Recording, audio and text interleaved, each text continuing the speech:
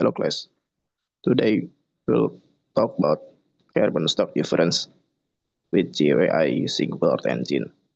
So before we begin about the calculation using GUI with the tools of Earth engine, we have to have the same understanding what is carbon stock. The carbon stock is the carbon content stored on the cell surface and then on the soil, which is you can say it as above ground biomass and below ground biomass. The carbon reserves or carbon stock in the plant, there are three important parts. First, the living parts, or we can say it as biomass. This is the mass of roots, stems, branches, fronds of living trees. And then the necromass, or the dead parts of the area. It's like the mass of dead tree parts, like stumps, twigs, fallen leaves. And then the below ground biomass is the soil organic matter. It's the part of living things partially or completely bonds into the soil. So basically, there are two parts, the above ground biomass and below ground biomass. And then there is carbon stock and there is carbon sequestration. The carbon sequestration is the amount of carbon absorbed by the plants, or we can say it as the carbon flux. The carbon sequestration describes the natural occurrence of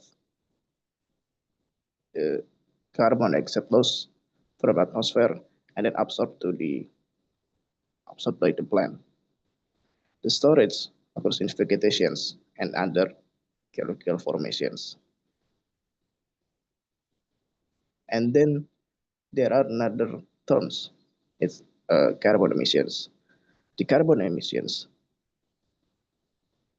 which we always say as the carbon dioxide emissions, come from the fossil fuel combustions and other industrial things. So basically there are three parts. The first one is the carbon stock, and then carbon sequestrations, and then the carbon emissions. The carbon stock is what it has been stored on the area. It's like a vegetation, like a soil or necromass. The carbon sequestrations is the amount of carbon absorbed per year in an area. And the carbon emissions is how many the carbon emitted by the fossil fuel combustions and other industrial things.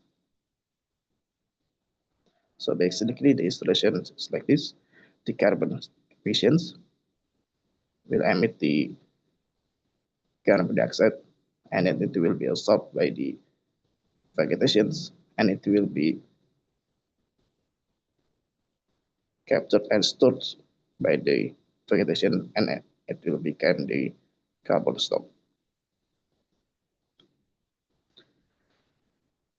And today we will use the Google Earth engine to find out the how many carbon stock in an area. The Google Earth engine can combine data set and then we can use it to do spatial analysis and to visualize the data. Basically, Google engine can use it as a QAI. The QAI consists of two words. The first one is the geospatial, or we can say it as geo. The geospatial data should have the first one is the spatial component, like latitude, longitude, and coordinate reference systems. And then the time component, which is you can use it as a yearly or monthly or daily data. And then the attribute component, which is the data that we want to present, like NDVI, precipitation, and many other things. And then the terms AI. Why do we need the AI? The important part is to automate the process, which leads to increase process speed and reduce human errors. Okay. However, if we use the code engine is JavaScript based. The JavaScript base is a case sensitive uh, programming language, which means if you type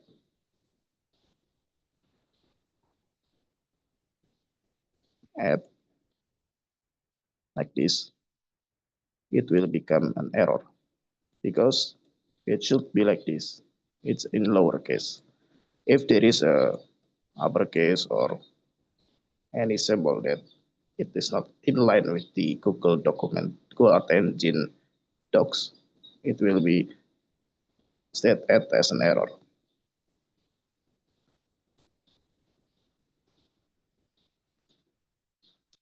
So what can we do with the Google Engine?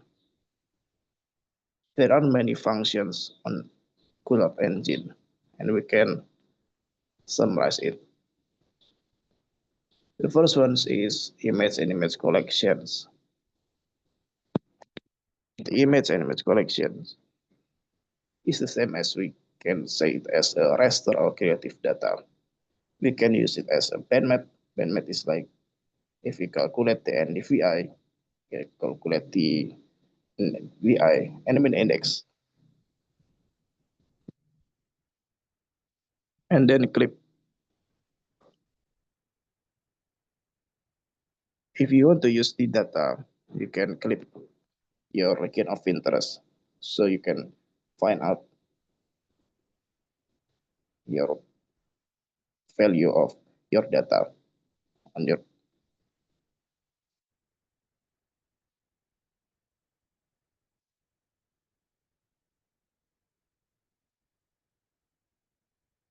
on your data. And then the image and image collection. After that, we can use the feature and feature collections. So image and image collection is the raster or creative data, and the feature and feature collection is the shapefile or vector or polygon data. And then we will use the filter.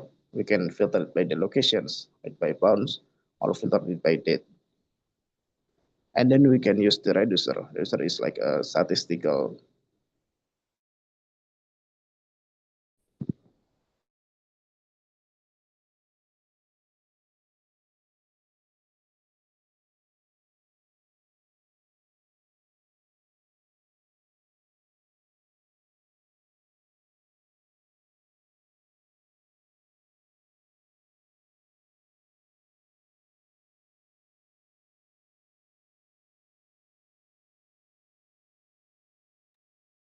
Okay. Reducer is the statistical tools you use in Google Engine. And then with the machine learning. Today we will use the classification and regression trees to find out the carbon stock of an area. And then you have projections. It is for specify your resolution data and then your coordinate reference system data and many other things about the projection of the data.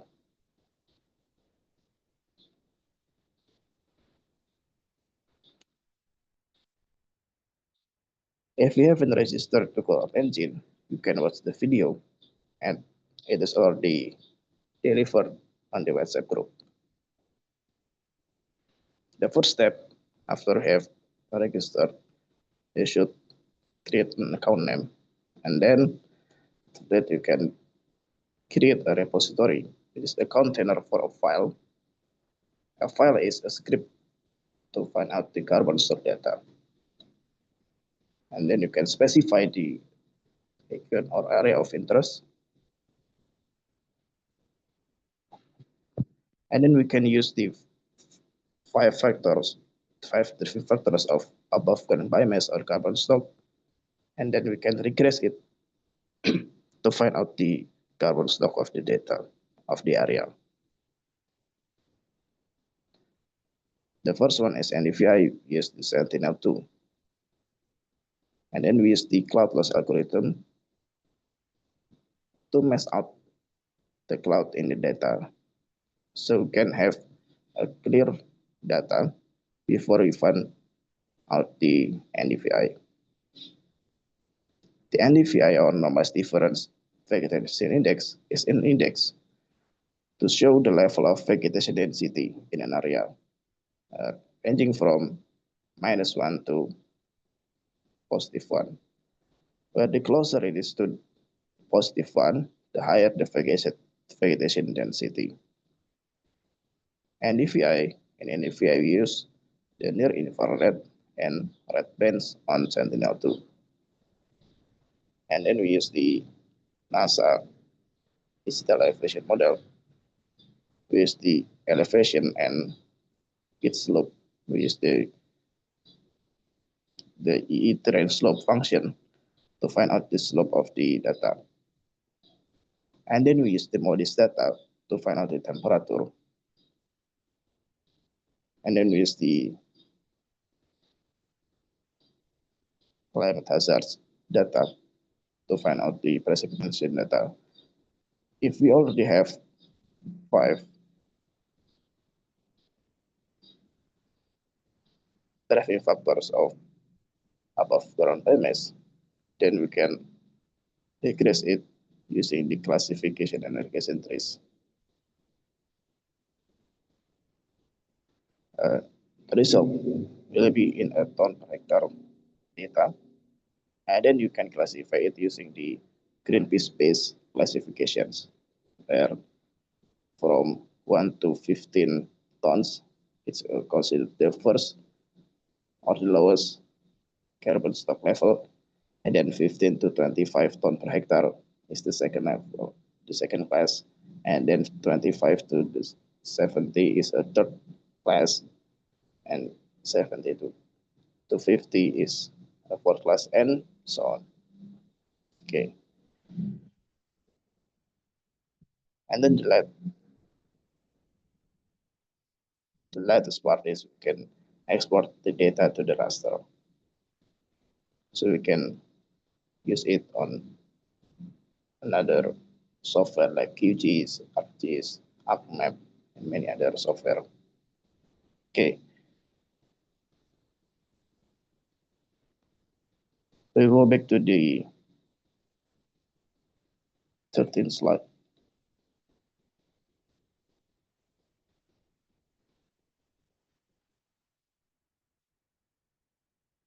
So after we have already have a Google Earth Engine account, we can go to the code.earthengine.google.com, and this is the Earth Engine code editor. Okay.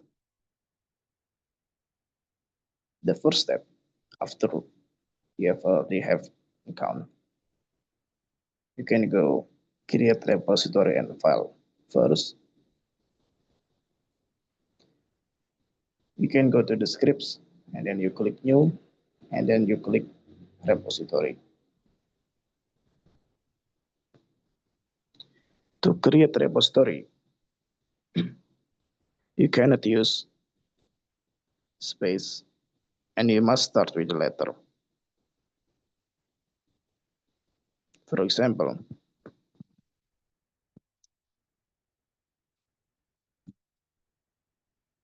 we cannot use space like this.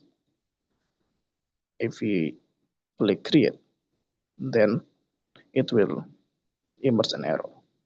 The repository names must start with letter and only contain letters, number, dash, or underscores.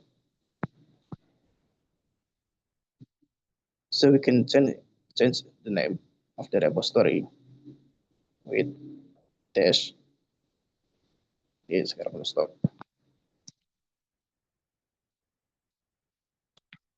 And then we can click the create button.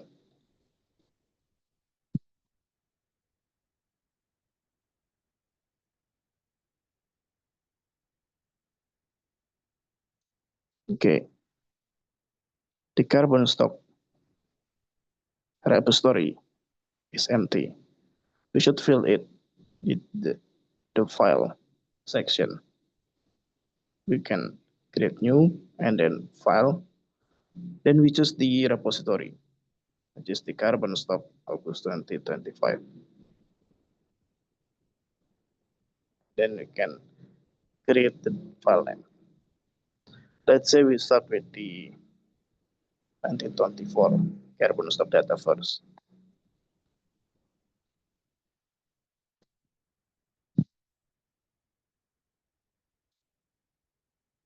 For the file name, it doesn't matter if you use space. It's not like the repository ones.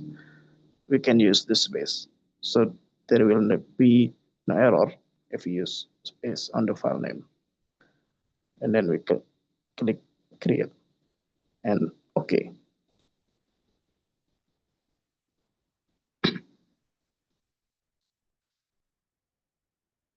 Then after that, you click the carbon stock 2024. Okay.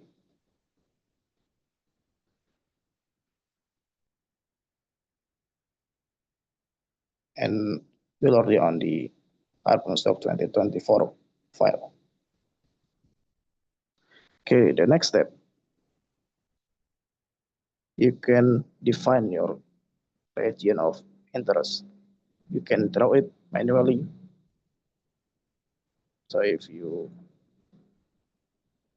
want to create your region of interest, the first step, you can create it manually, like with the draw shape button. Let's say we want to have in this area.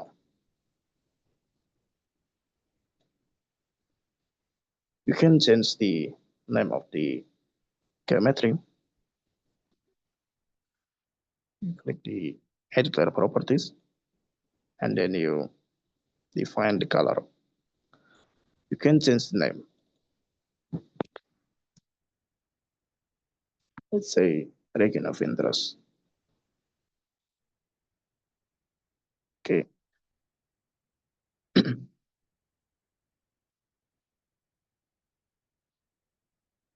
If you want to edit the region of interest, you can use the hand symbol like this.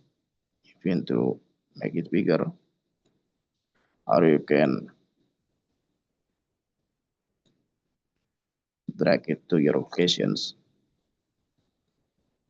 Okay, that's the first type of how to define the region of interest.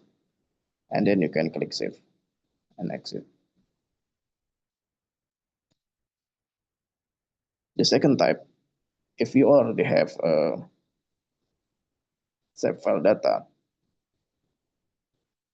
you can use the save file data on the Google Drive that or they have been delivered on the Google on the WhatsApp group. There is an area example. You can download it.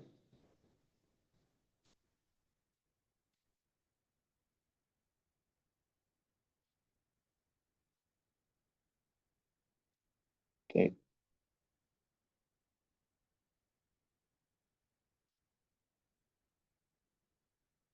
The data consists of save file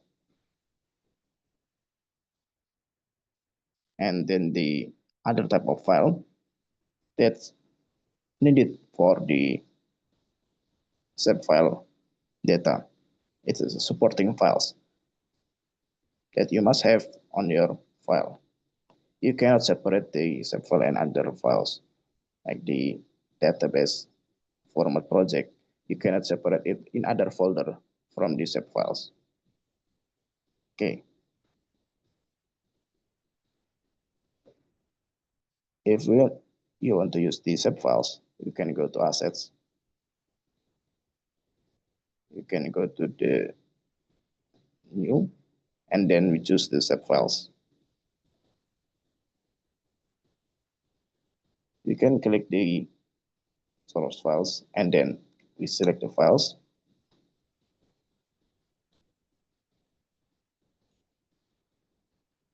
And then we upload the data. And then we wait the data until it became blue like this.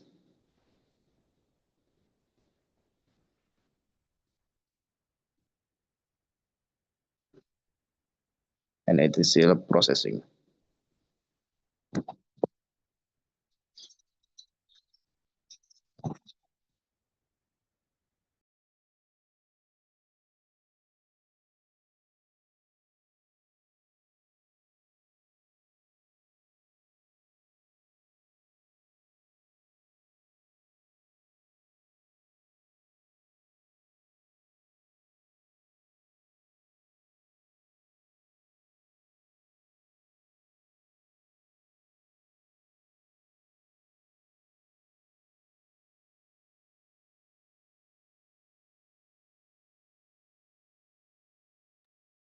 Okay, wait until it became blue like this. It's still running on the server.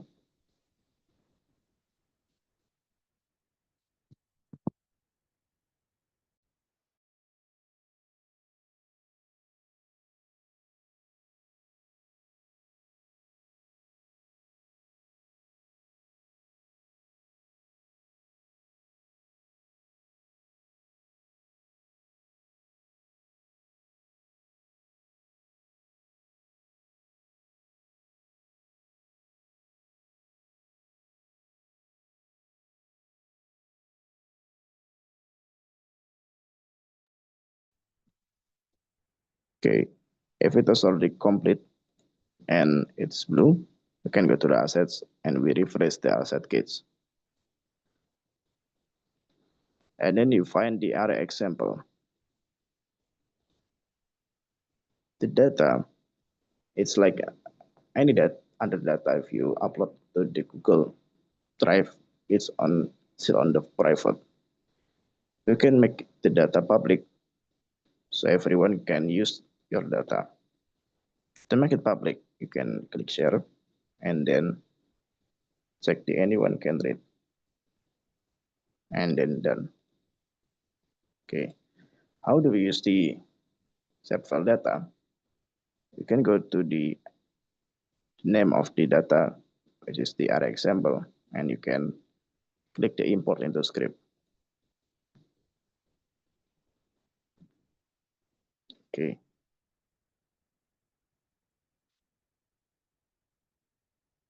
Yeah, let's say the name of your data will be area of interest.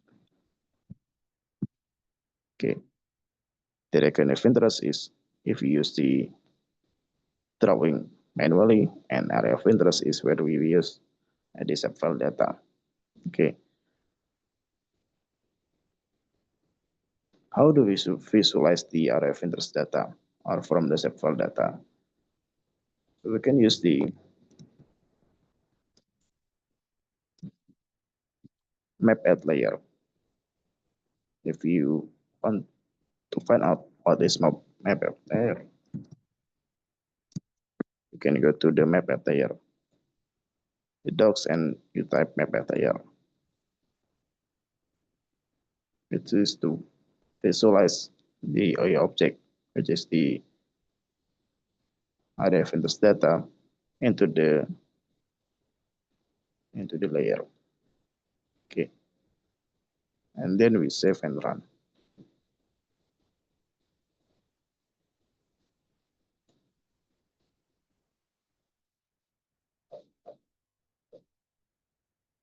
Okay.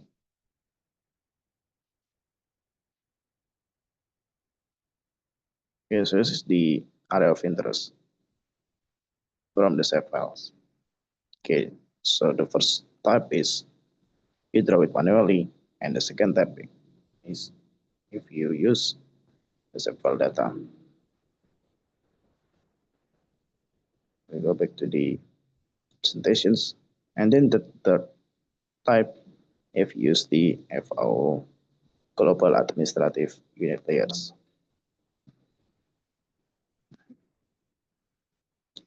If we type EFAO global administrative unit layers, there are many types of data. The first one is country boundaries. And then the second one is the first level administrative unit layers, which some say it is the same as the provincial level or the state level of in a country. And then the second level. The second level means it's on the city level of a country. So the country boundaries, and then the first level or provincial level, and then the second level or the city level data. Let's say we want to use the second level data. How do we use it? First, we copy the collection snip, or we can manually copy. And then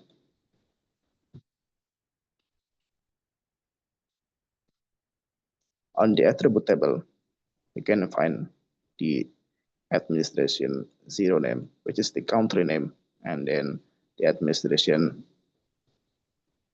one name is the first level administration name. It's like a provincial name or state name, and the administration two name is the city level or the city name. Okay.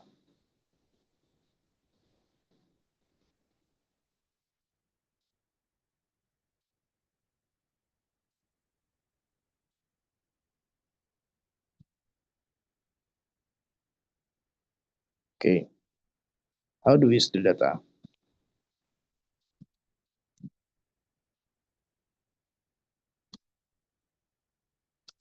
Let's say we use the global administrative unit layers. We name it global administrative address data. And then we copy the data and then paste it.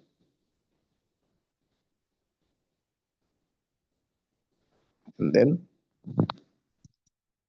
we can visualize the data using the map at layer function. And we save the script and we click the run. Okay.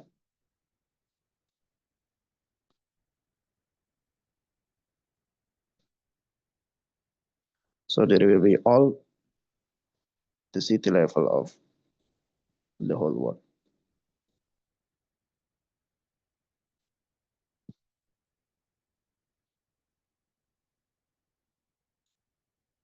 Okay. So how do we specify to make it on only on our city? For example, let's say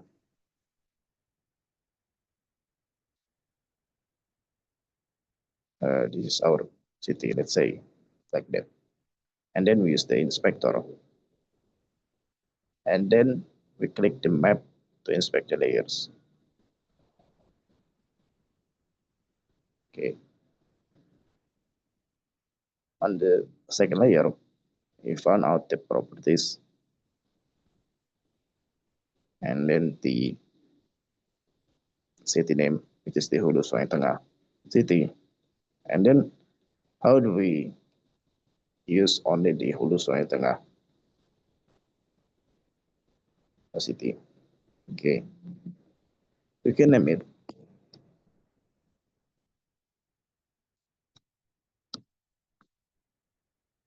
And then we can filter it from the global certificate layers.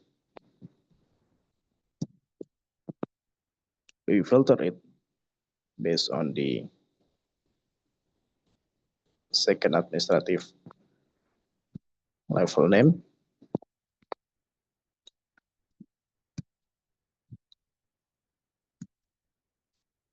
Use the filter and list function. And then the name is administration second name.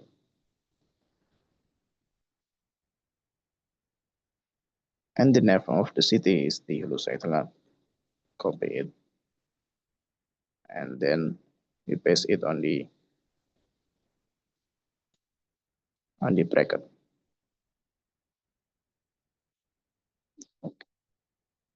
Okay, all right.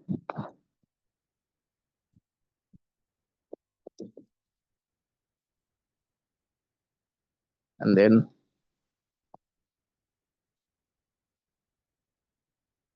we can change and add the city on to the layer. Okay, click save and then run.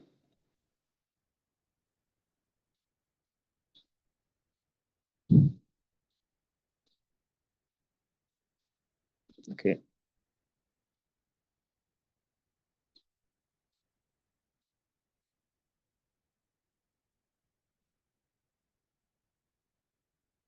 Okay. So there are three types of region of interest. First, if you want to draw it yourself, and then the second type, if you have the file data, you can upload it and visualize it on Cloud Engine. And the type, if you use the global administrative unit layers data, and its limit is on the city level. Okay.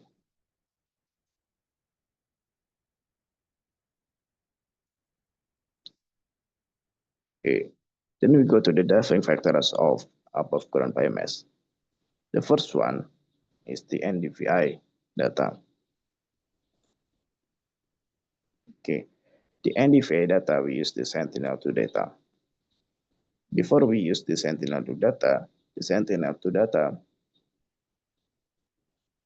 must remove its cloud content. So how do we remove the cloud content of the Sentinel-2 data? Okay. First, we use the Sentinel-2.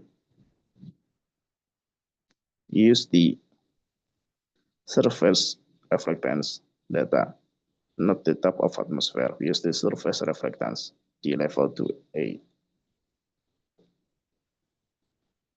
And then we view the data set indicator bits to make it bigger.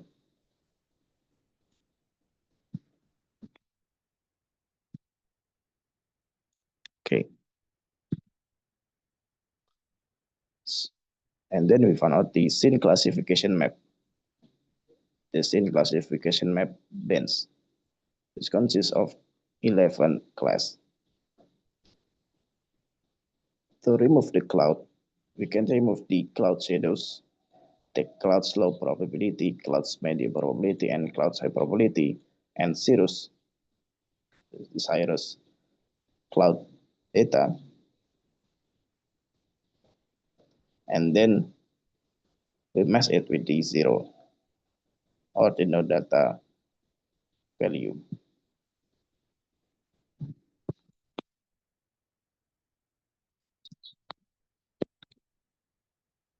Let's say we name it Sentinel.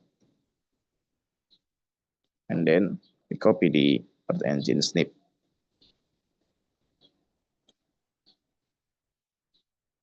Okay, the first thing first is you bounce the data on your token of interest.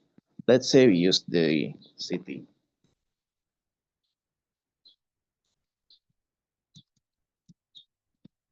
And then we filter based on the date of the data. Let's say on the script, we use the 2024 carbon stock. So from the 1st January of 2024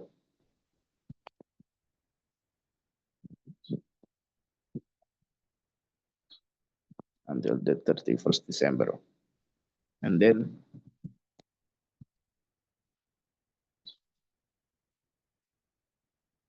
use the scene classification map bands,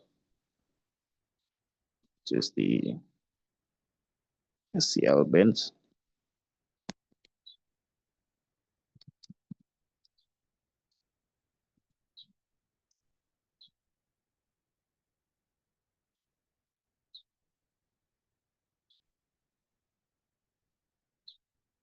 Okay, the cloud is on the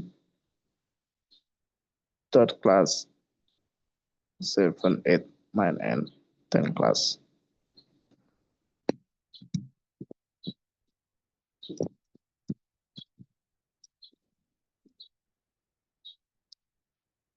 So if the scene classification map has the third value, the 7 value, until the 10 value, it will be messed out.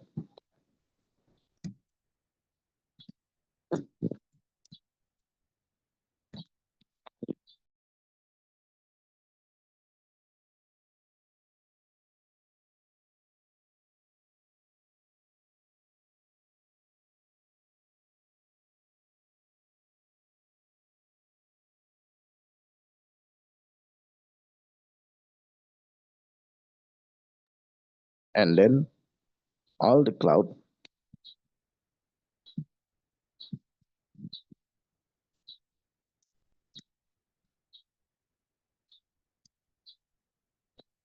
will be missed out using the update masking and equal to 0.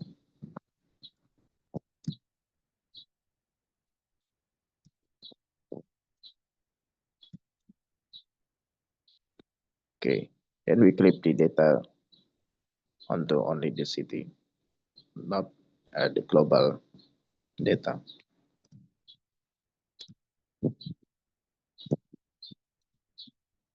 Okay, and then I want to visualize the data, then we save and run.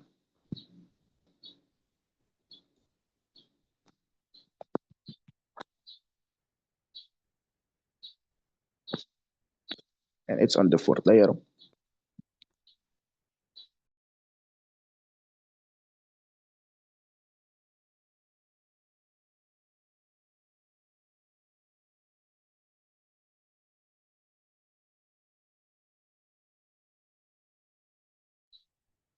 And then it's on the fourth layer, and we edit the layer properties. And we should change it onto the RGB data. The red one, position of the red bands is on the fourth bands, the B4 bands. So it will be before, and then the green is on third, and the blue and the second band. And then we stretch it to the 100%. And then we wait, and then we can click apply.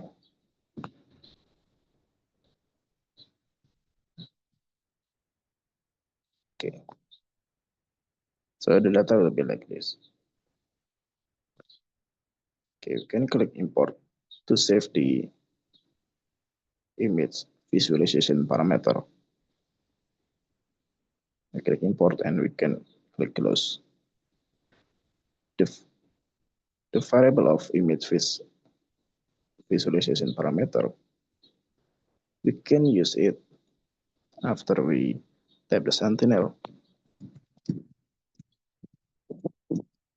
And then if you want at the level of the layers,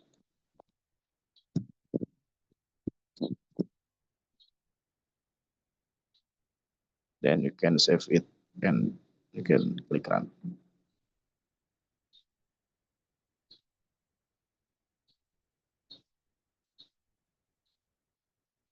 Okay.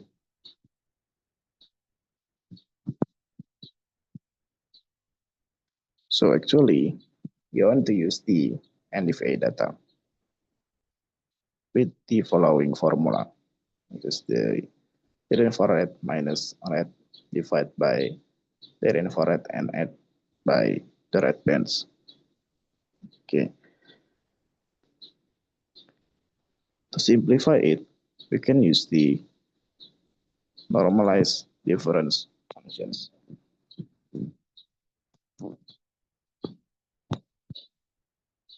It's the same as the formula on the presentations.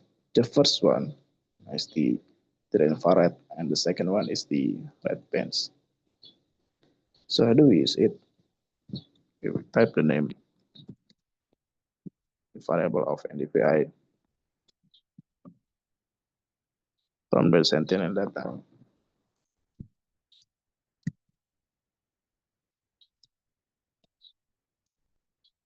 And then we use the near infrared and red data, which on the 8th position and the 4th position.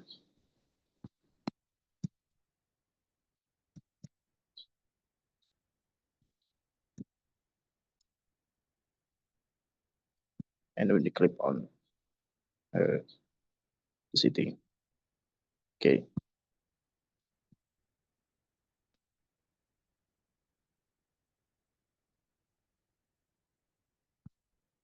If you want to visualize the NDVI,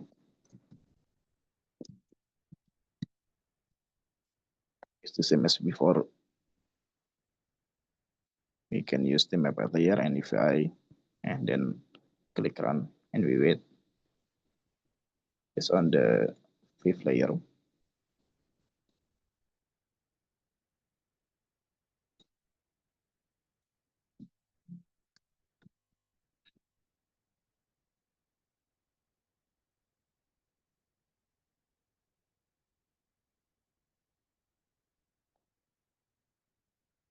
We can go to the editor properties and then we can click stretch 100% to find out the minimum until the maximum value of the NVI on this area. And then we can click palette and we specify the color from the lowest to the highest value. Let's say the lowest we use the red, and then yellow, the highest value or the height frequency density will be dark green.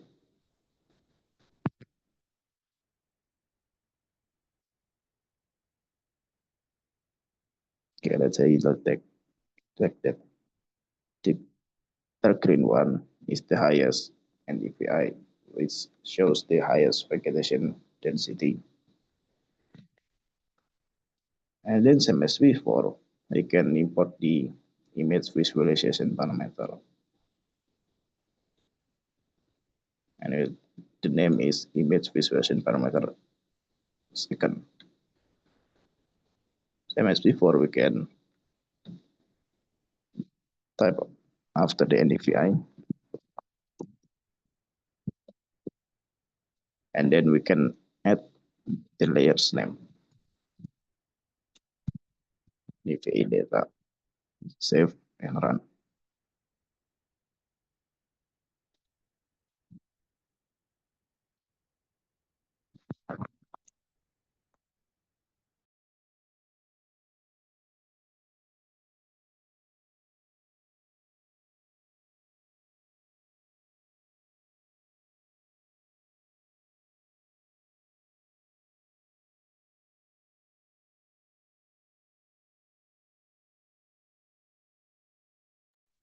Okay. After we find out the NDVI, then you go to the second and third factors, which is the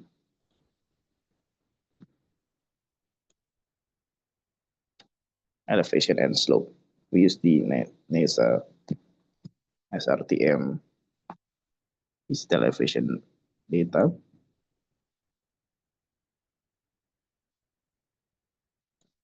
We copy the collection snip.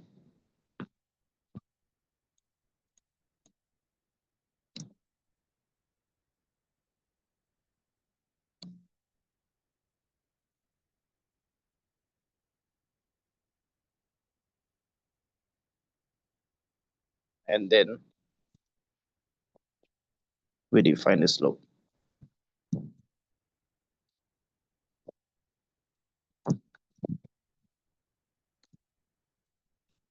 Okay. After we define the elevation and slope and NDVI, and the fourth factor is temperature. To find out the temperature, we use the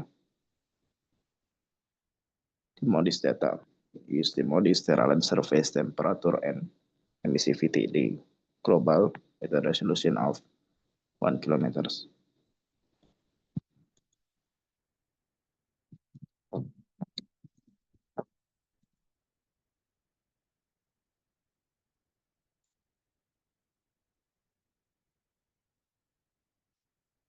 Okay, we use the daily global 1 kilometers data.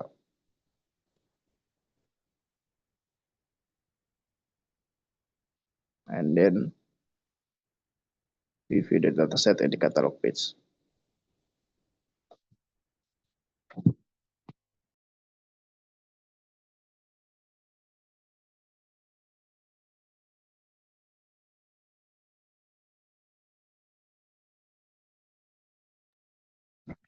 Okay. If you see the data, it will be impossible if in the whole world there is a temperature of 65,000 degrees Celsius. So to make it a better data, and we can use it on Celsius, the first thing first, if we have to scale it, or we multiply using the data scale, multiply by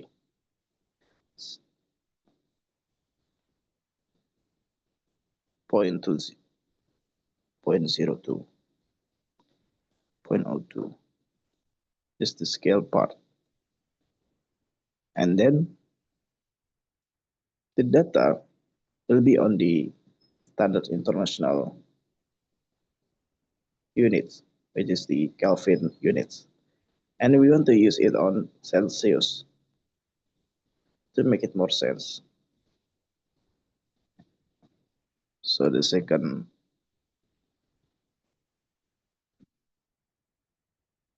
process is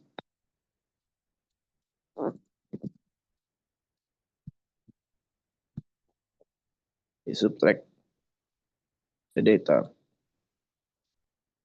from the Kelvin to Celsius to make it more make sense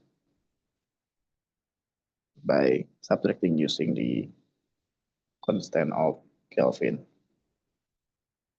Okay.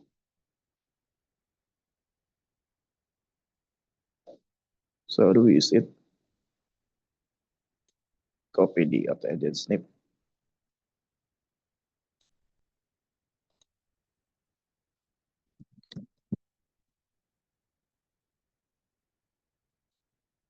We name it temperature.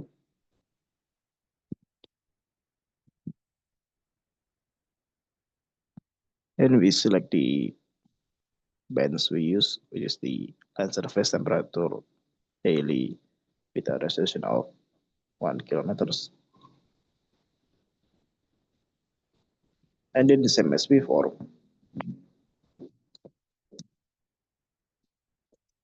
we will filter it by the bounds.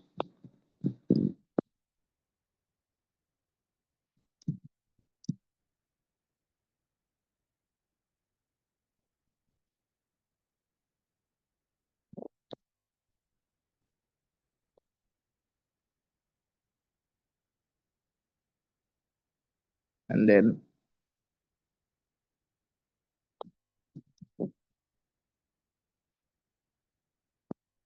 we change the value from the 1st January of 2024 until the 31st December.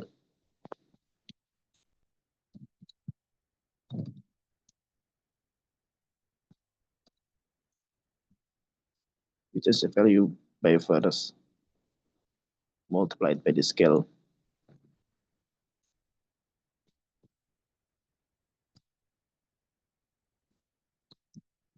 And then subtracting it by the Kelvin constant.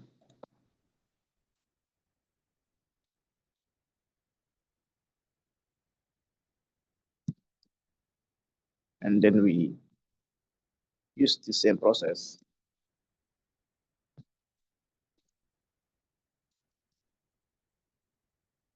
from the start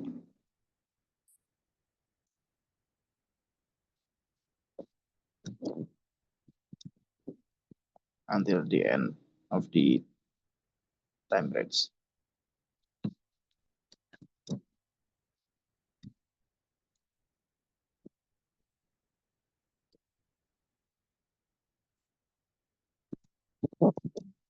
Okay, let's say we want to find out how the distribution of temperature.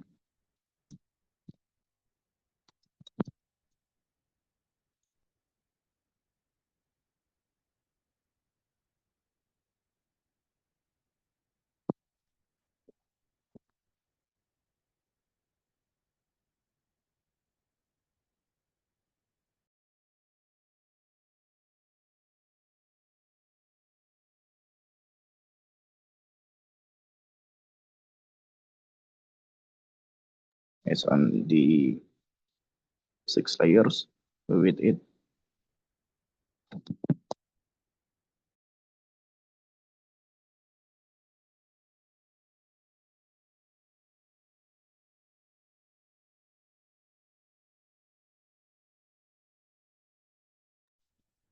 Okay,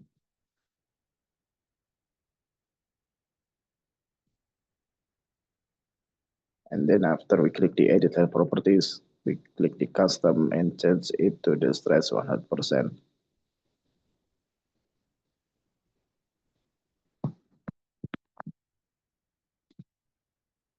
So the temperature is ranging from 20 Celsius to 35 Celsius. We can visualize it with the dark green as lowest temperature until the highest temperature. We use the red one.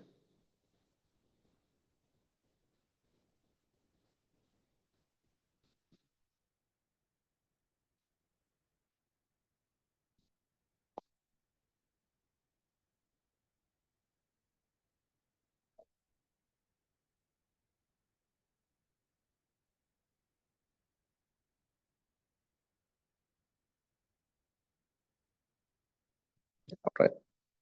Okay. The lowest one is on the right part, and the highest one is on the center part. Okay. And then we click the import. And the image visualization parameter name is on the third one.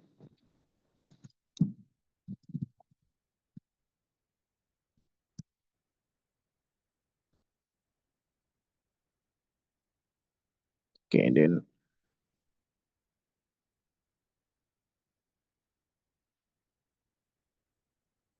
we save it and we click run.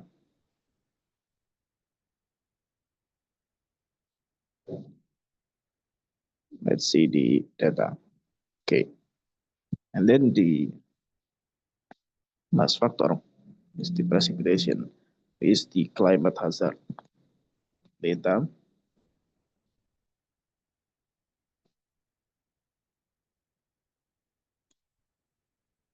I copy the data, and it has a bench name precipitation.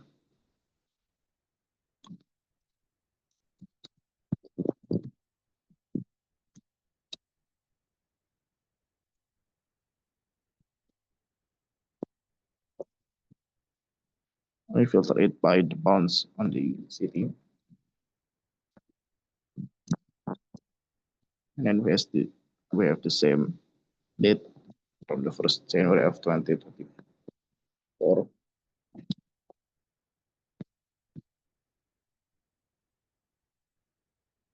up until the 31st December.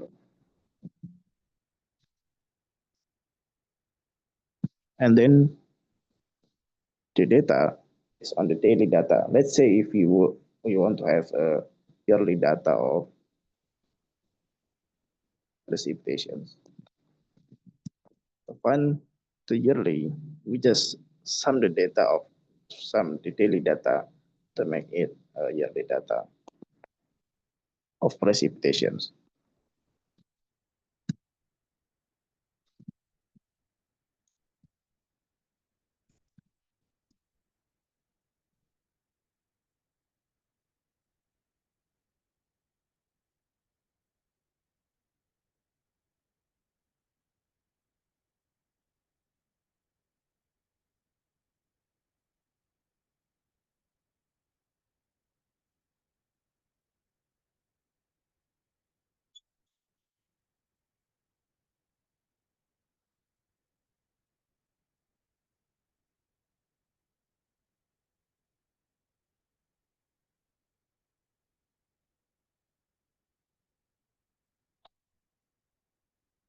Okay, you can go to the editor properties and then we define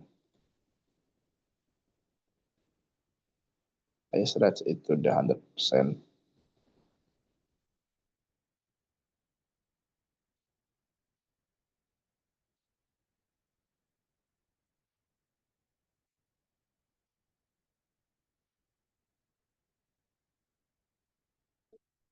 So the yearly precipitation is in between 2000 until 3000 millimeters per year.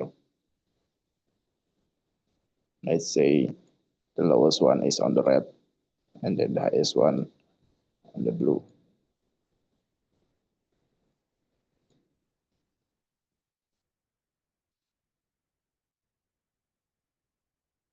Okay, the problem of this data, it has a low resolutions because the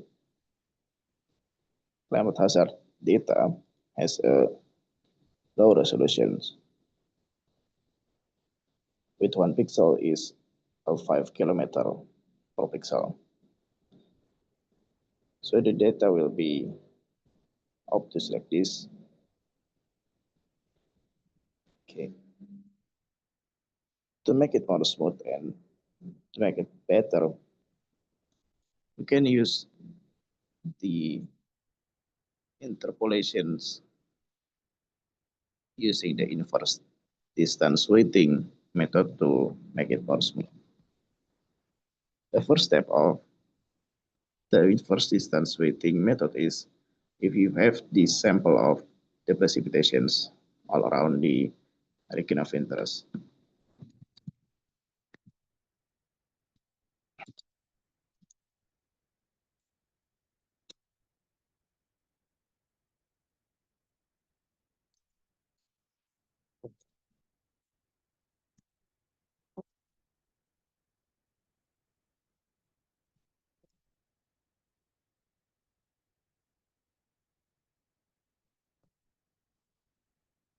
We sample it in using the sample functions. The first one is the region, which is the city, and then the scale.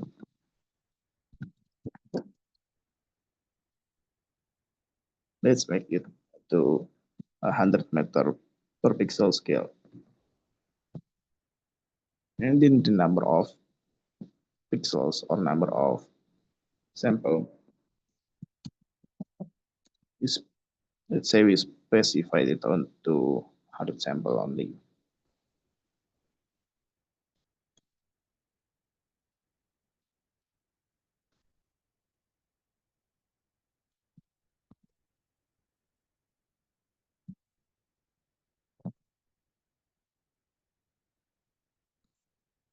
And then all of the 100 sample, we have to have the longitude, latitude, longitude, and the amount of precipitation on the point.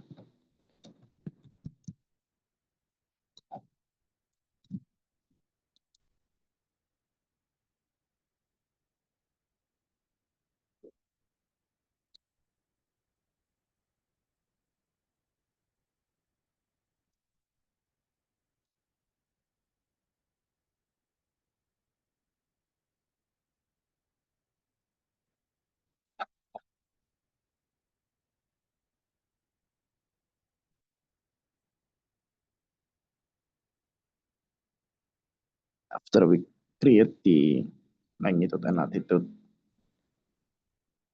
with the attribute of precipitations,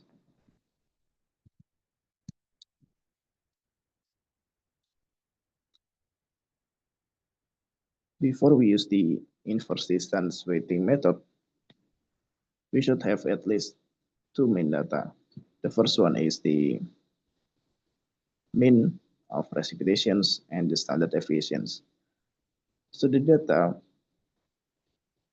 will approximately the same as before.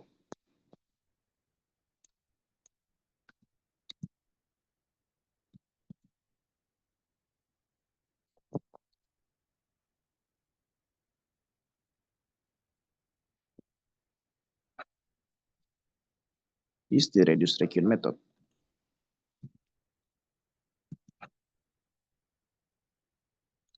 And then with the reducer. The reducer we use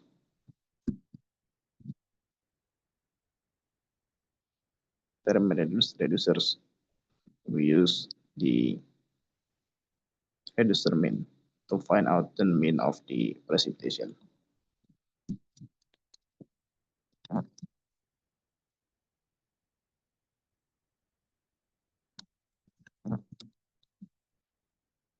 Okay. To find out the scale of or resolution of mean, you can use the resolution of the data.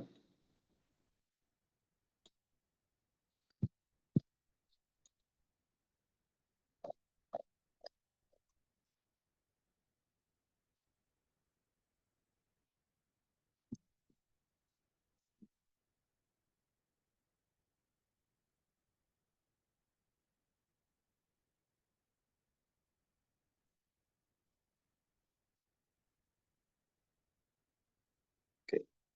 And after we have the mean, and then we have to use the standard of deviations, which is written as deviations with uh, the letter is on capital. We can use the same, copy it, and then we just change the mean to some deviations. And on the mean, is it the same as the reducer one? Copy it.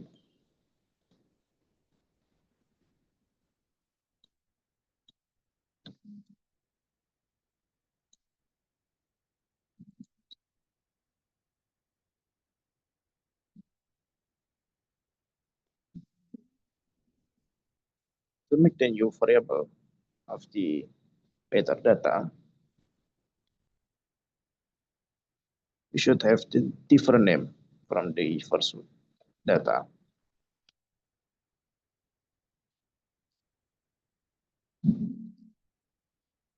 Let's say we name it as precipitation that has been scaled.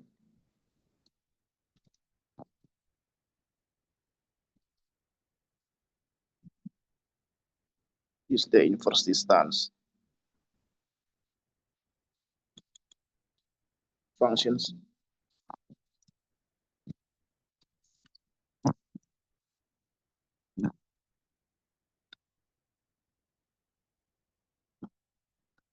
And then we change the property name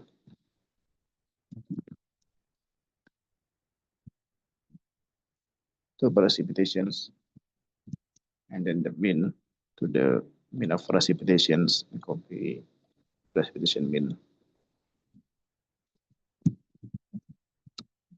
And then the standard deviations is the precipitation standard deviations.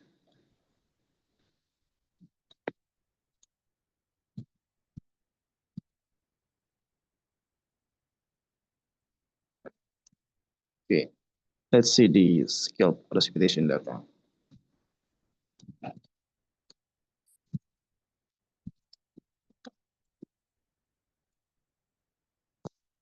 And then we click save and run.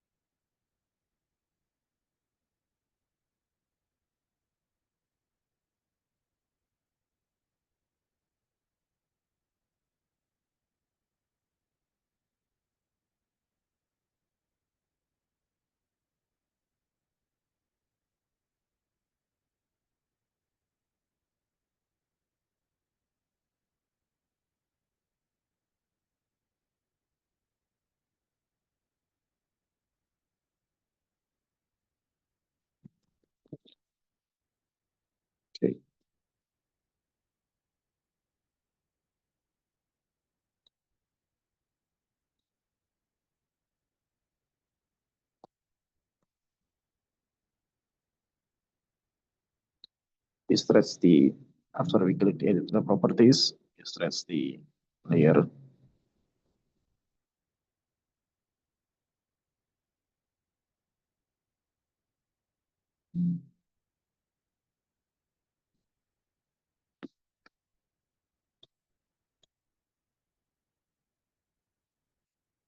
The lowest one is on the red, and then green, and let's say blue, the highest one. There is precipitations.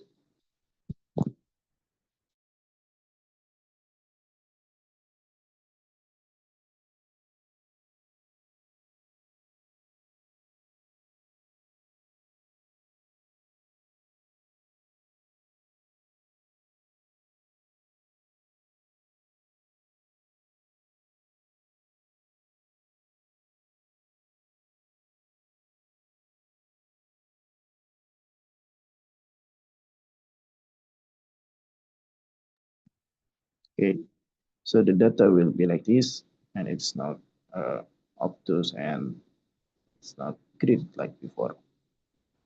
And then you can click the import. We name it the image with param form.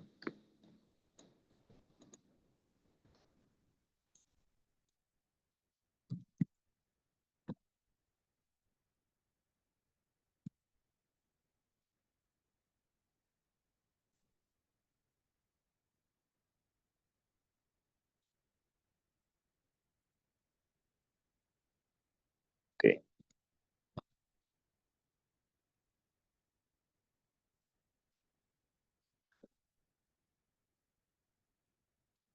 And then we use the above ground by mesh density data, and then we regress it to factors, the driving factors.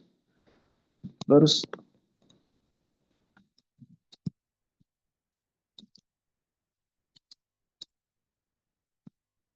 we combine all the factors from the NDVI,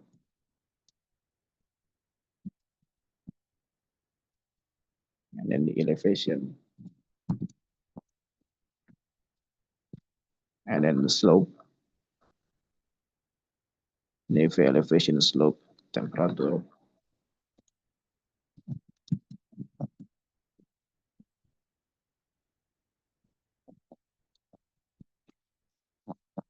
then the precipitations, but with the precipitation data that has been scaled. So not the first one.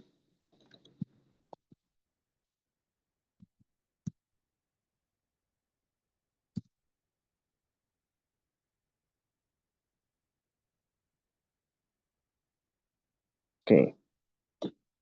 And then we use the large above ground by mesh data.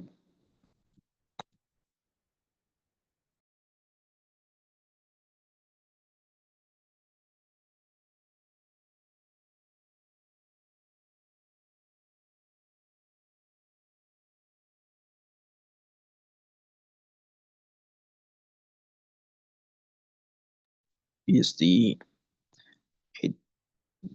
above ground by mesh density bands with the units megagrams or ton per hectare. Copy the data.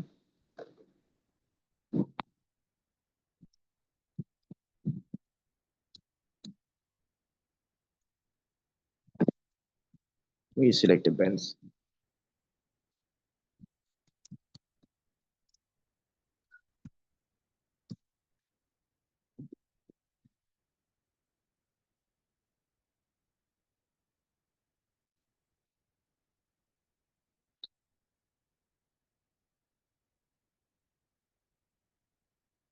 Then we sample the above ground by mesh data. This, to sample the above ground by mesh data,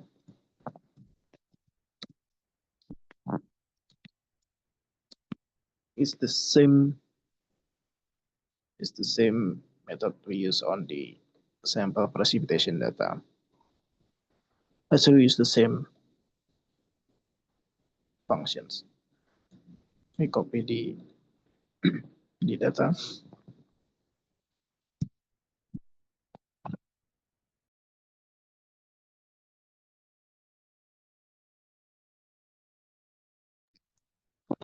And then we change from precipitations to above ground by mesh data.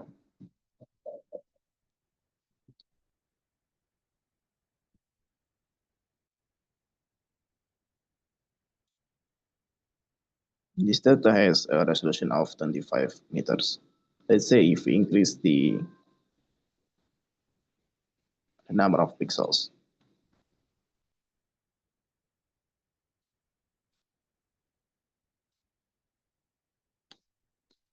so the precipitation data before is only 500 pixels, but the buffer mesh data is 25 meter per pixel. So it makes more sense if it has a large number of pixels.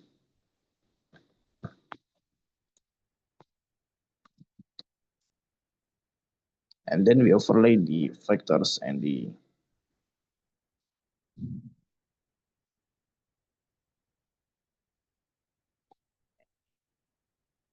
sample of above ground by mesh data.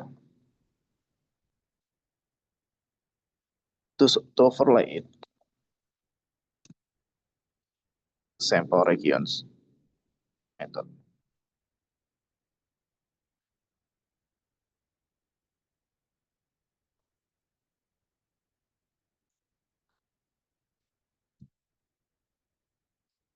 The collection's name is the sample AGBD.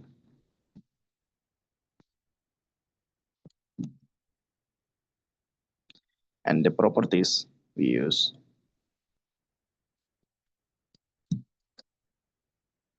is the name of the properties, which is the above ground by mesh density data. And then let's say the scale, they make it the same as the sample 100 meters.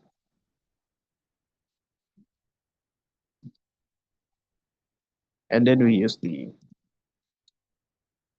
classification and regression trees method.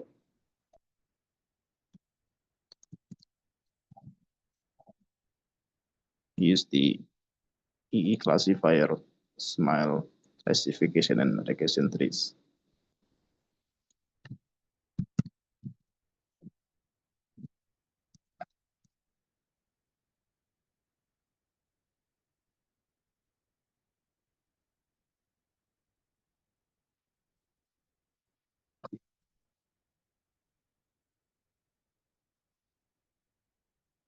And then from the classification and regression trees, we use the regression part, not the classification part.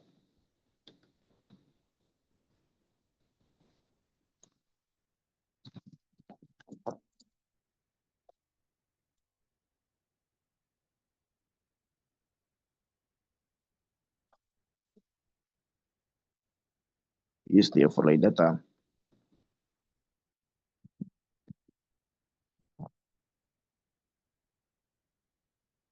And then we choose the AGBD as the Y variable or the dependent variable. And then the input properties is from the vectors.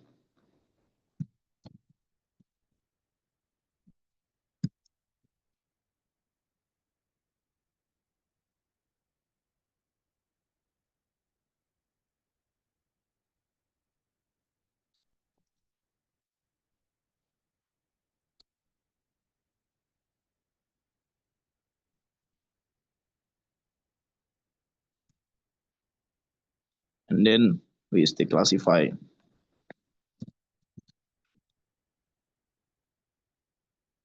We use the classifiers, which is the classification and regression trees. And the output, then name is the carbon stock.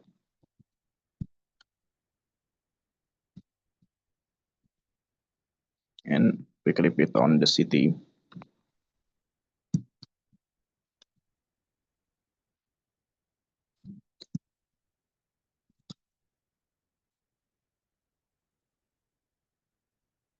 After we have the carbon stock data, we should find the mean of the carbon stock data.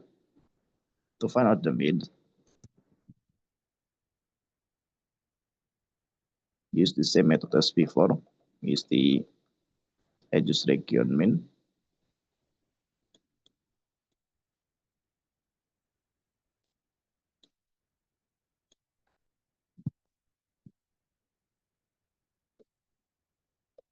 But on this data, the sample is 100-meter scale. So we change it from the 5,000 to 100 meters data. And then the name of bench is not precipitations, but carbon stock.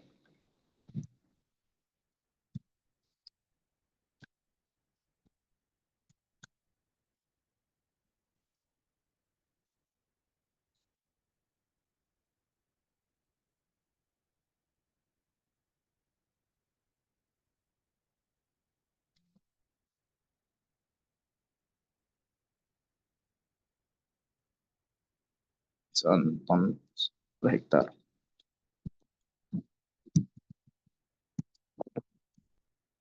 If you want to visualize the carbon stock data, you can use the carbon stock. You copy the carbon stock variable, and then we click save and run.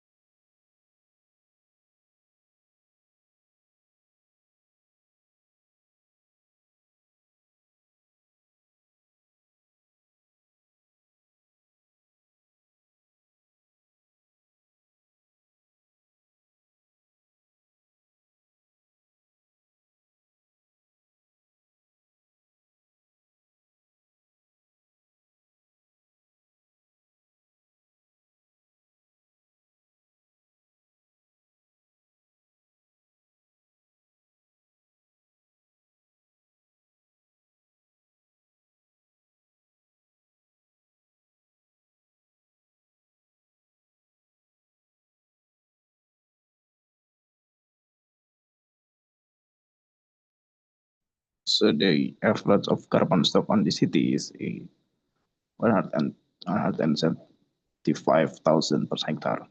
Is a high carbon stock data for an area.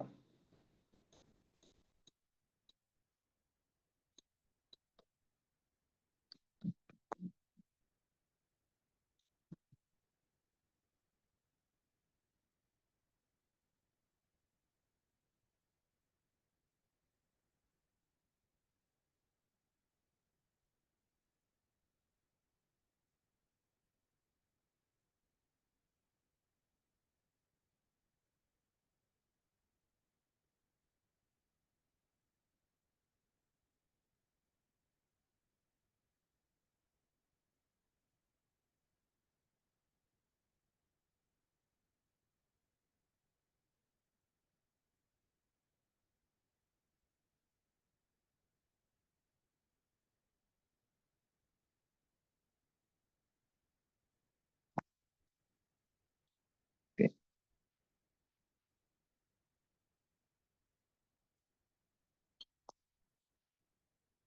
The palette is from the lowest one until we get the highest one is the dark green one. Apply it.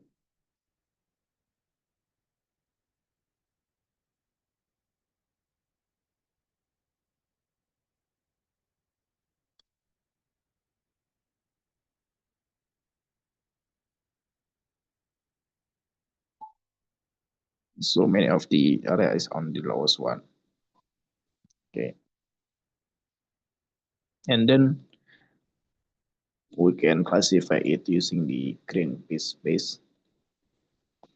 It's from 1 to 15,000, 15 tons hectares, 50,000 kilograms or hectares, and then 15 to 25, 25 to 70, and then 70 to 20 to 50.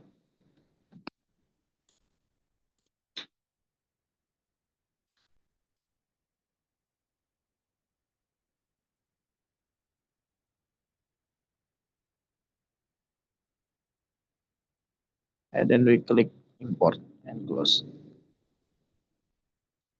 And the name is image param 5.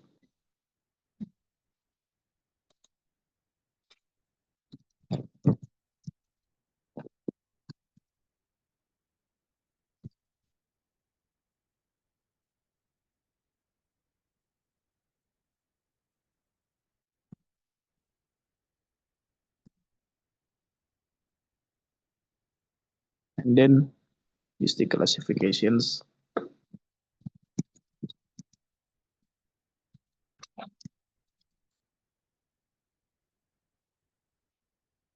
The carbon stock lower than 15 is first class,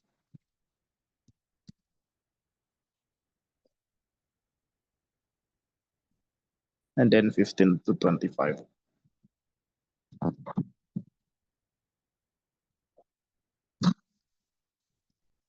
is the second class,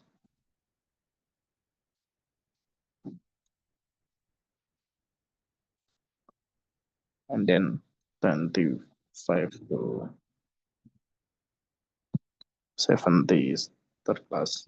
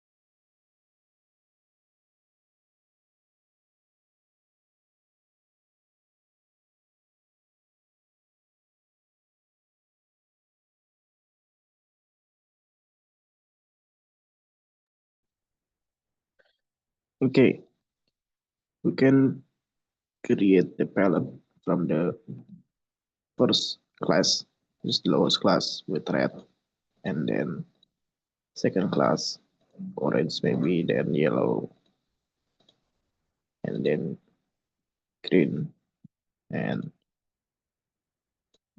dark green.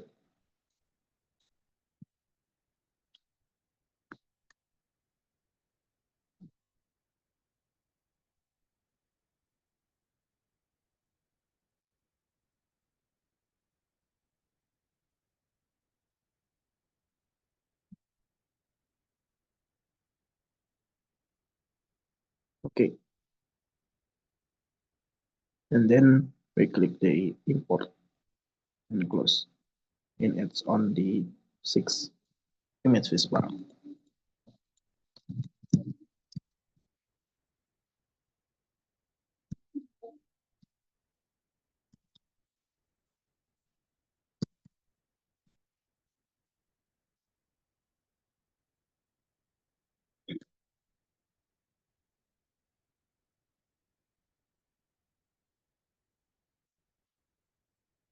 And then if you want to download this data using the mate as a raster, you can use the export image to drive.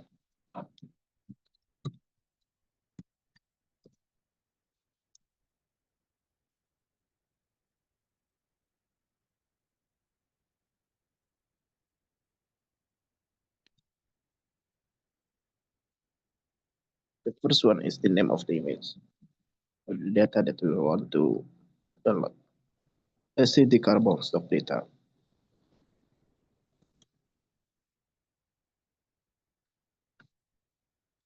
And then you can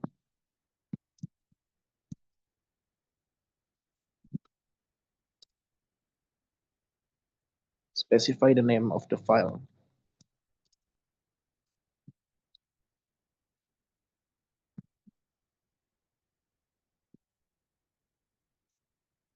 And then we specify the region. And then we specify the resolutions, which is the scale.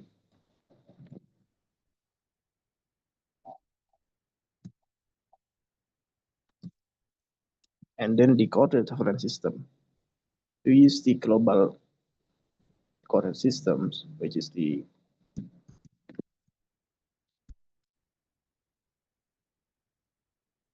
EPSC 4326 coordinate reference system. And then we save and run.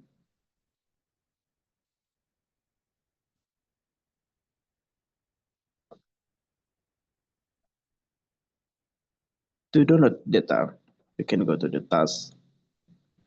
You can see the unsubmitted task. You click run, and then you click run again.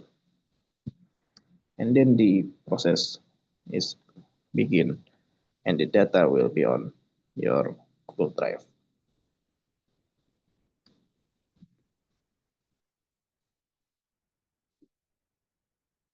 So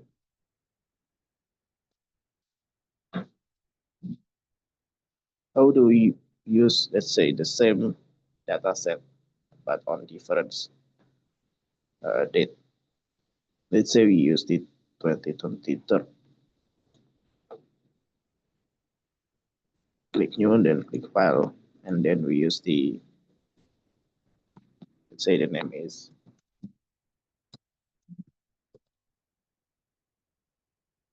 2023, and then okay,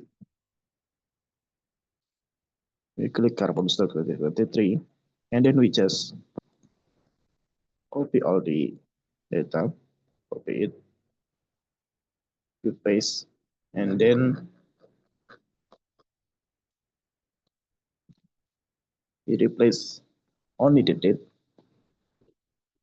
from 2024 to 2022, and then we click run.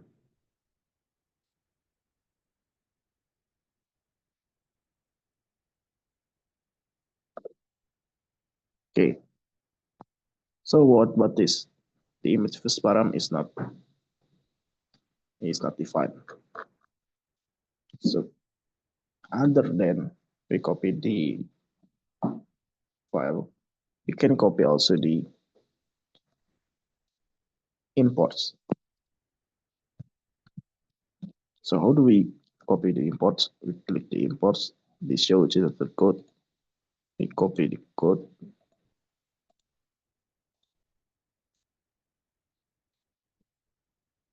and then we copy on the top of the code, we paste it, and then we click the convert. We go to until there is a pop-up to convert the data. Then we click convert. So the imports one is the same as the 2024. Okay, click save and run.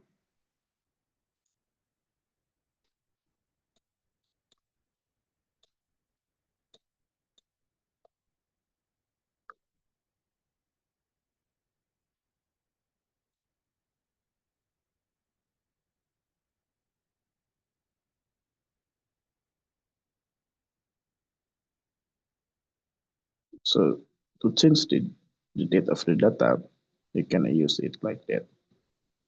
You copy all the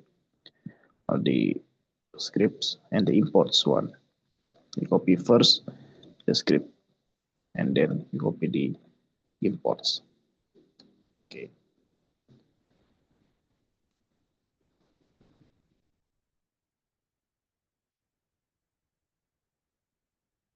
So for the last part, I want to share the code, but not the code, but the link. Let's say yeah, 2024 first. How do we use it? We just paste and go to the code, and it will be the same as what I've been typing on for the last 2 hours ago.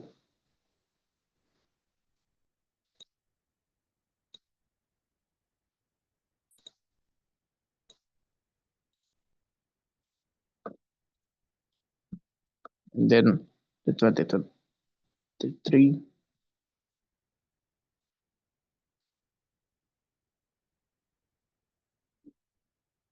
and copy this, and then it will be saved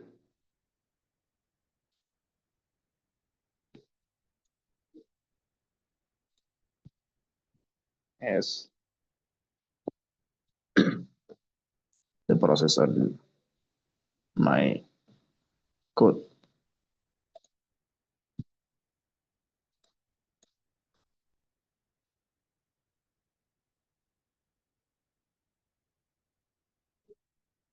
Let's say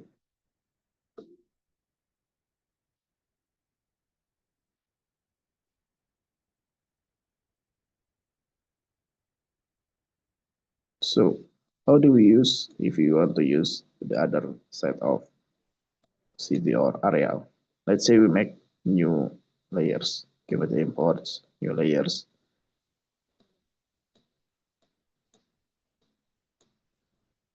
Then we click this.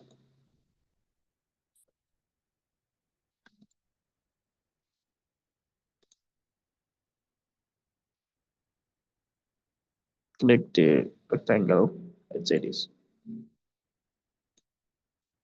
And then how we use it?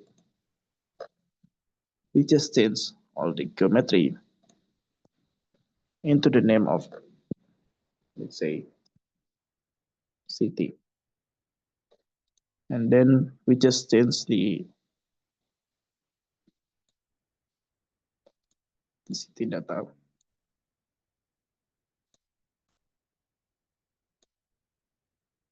And all of analysis is on the city that we have already created using the geometry imports.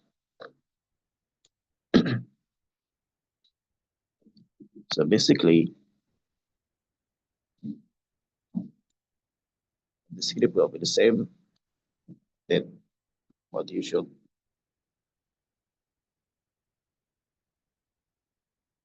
find out is the filter bounds, filter date based on your date, and then the clip, and then filter bounds again, clip, region, geometry is the filter bounds or the bounds of our location part of your analysis.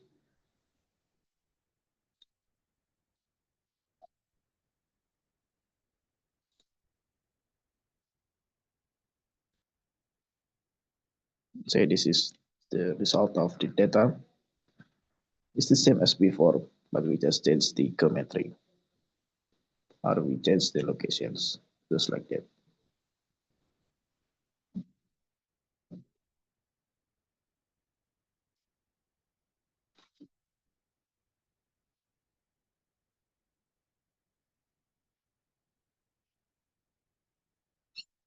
Okay, class.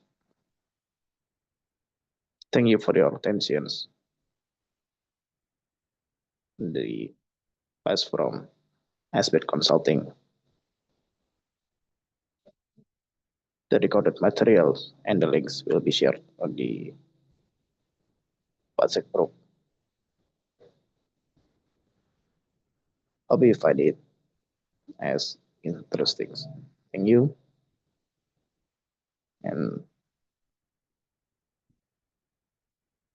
good afternoon.